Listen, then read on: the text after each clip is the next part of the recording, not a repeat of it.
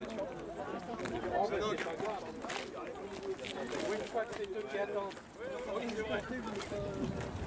je vais pas saluer le parce qu'il me fera engueuler. Ah ouais.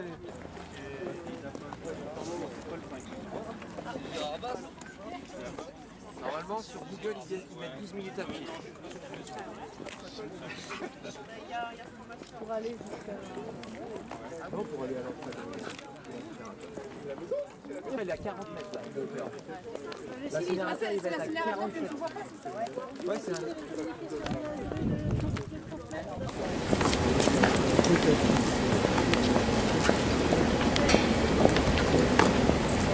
Il faut lâcher les chiens en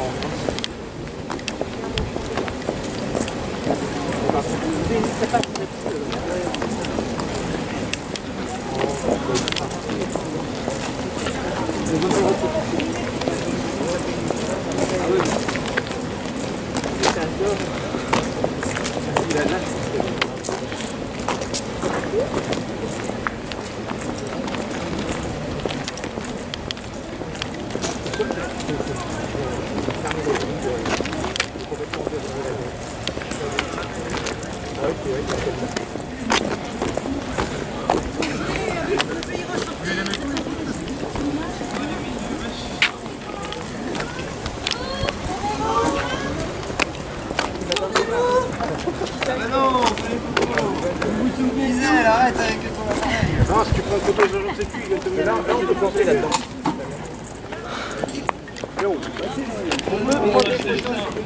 Tous autour. Autour de quoi? Autour de, entre les deux pancartes. Ah oui. Oui,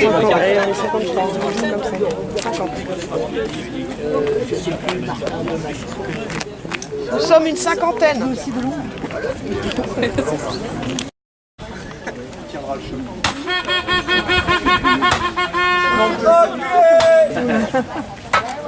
Il y a des gens chouettes quand même dans le... On pardonne pas. Rémi, on n'oublie pas. On pardonne pas. On n'oublie pas. On pardonne pas.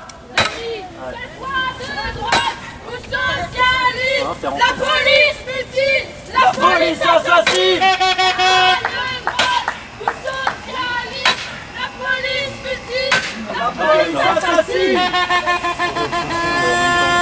Rémi en hommage, résistance et sabotage. Rémi en hommage, résistance et sabotage.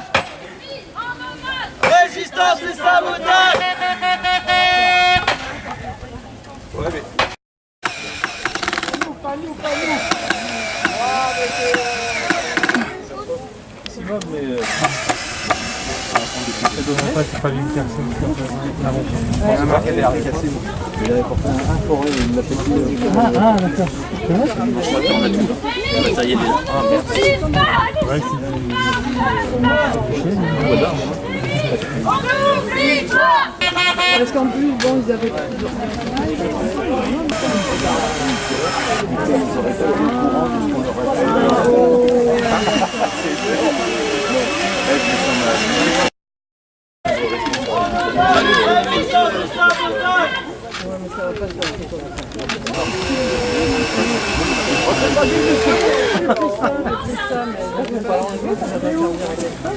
Tu les as portés pour rien alors? Ah mais je croyais que c'était pas. Ben oui, moi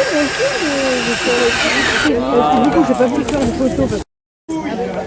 Et on vient en semaine à une trentaine, ils peuvent pas faire moins. Un petit hommage, un petit mot pour venir. Ouais, les filles se la cacher. Il te cache dans la tête. Ils restent dehors.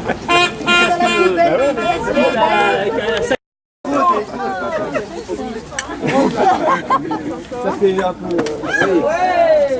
C'est solide. Ouais, c'est solide, mais... Petit livre noir des grands projets inutiles qui commence ses premiers mots en hommage à Rémi. Mourir pour des idées. Thierry Carcena, président du Conseil général du Tarn et ardent défenseur du barrage de Sivens, a déclaré à propos de la mort de Rémi Fraisse: mourir pour des idées, c'est une chose, mais c'est quand même relativement stupide et bête. Mourir pour des idées. Par une belle soirée d'automne, un jeune homme est mort dans la fleur de l'âge, d'une grenade offensive dans le dos. Durant 48 heures, les plus hautes autorités politiques du pays ont cherché leurs mots, bafouillant ou éructant, oubliant la plus élémentaire compassion, cherchant à cacher leur forfaiture en entretenant une scandaleuse ambiguïté pour les causes de cette mort. Parce qu'en politique, il ne faut jamais perdre la face. Le ministre de l'Intérieur s'est cru autorisé à affirmer que la mort de Rémi Fraisse n'était pas une bavure. À l'évidence, le décès de ce jeune botaniste ne l'était pas, au regard des violences physiques et verbales perpétrées par les forces de l'ordre qui ont émaillé la plupart des rassemblements en septembre et en octobre 2014 à Sivens et ses environs. Le drame qui s'est noué le 26 octobre 2014 n'a été une surprise que pour celles et ceux qui n'ont pas voulu voir une réalité dessinée à grands coups de matraque et de flashball. Depuis les grands rassemblements et la constitution de la première zone à défendre, la ZAD, ayant mis en échec le projet d'aéroport de Notre-Dame-des-Landes en octobre 2012, l'État cherche la parade pour étouffer la contestation. De peur de voir naître des mobilisations aussi ludiques que créatives à l'encontre de projets inutiles et imposés, le gouvernement a tenté de pulvériser la contestation. Sivens fut le théâtre d'une violence policière inouïe, la plupart du temps en lisière du droit, privilégiant la loi du talion. À Sivens, malgré les opposants ouverts au dialogue, optant systématiquement pour des actions non violentes, les autorités locales et nationales n'ont eu qu'une idée en tête, en finir, quel qu'en soit le prix, avec cette contestation protéiforme. Et les larmes d'une famille et l'amertume de militants sidérés par ce déploiement de force furent le prix à payer. Ce déchaînement de violence révèle la force de l'idéologie, le poids des certitudes qui irriguent ce petit monde politique dont la morgue sointe à la commissure des lèvres et transpire par tous les pores de la peau. Les projets contestés aux quatre coins du territoire esquissent une ligne de fracture entre cette classe politique arc-boutée sur ses certitudes, née durant les 30 glorieuses et 50 gaspilleuses, et une société qui a déjà engagé sa mue écologique. Inapte à saisir ce basculement historique, l'oligarchie joue du bâton. L'histoire nous éclaire pourtant. Ceux qui usent et abusent de la violence, fût-elle légale, perdent avec le temps toute légitimité pour tomber ensuite dans l'oubli et le mépris. Voici venu le temps de tourner la page, de balayer ces scories idéologiques qui ont porté au pinacle croissance et détestation de la nature, progrès techno-scientifique et haine de cette humanité qui sommeille en nous. Le combat contre les grands projets inutiles est une lutte existentielle, locale et globale. Chaque mobilisation est tout à la fois une preuve de la vitalité sociale et l'expérience sensible de notre aptitude à contester et espérer un autre monde. L'oligarchie espérait en avoir fini avec ce peuple irascible.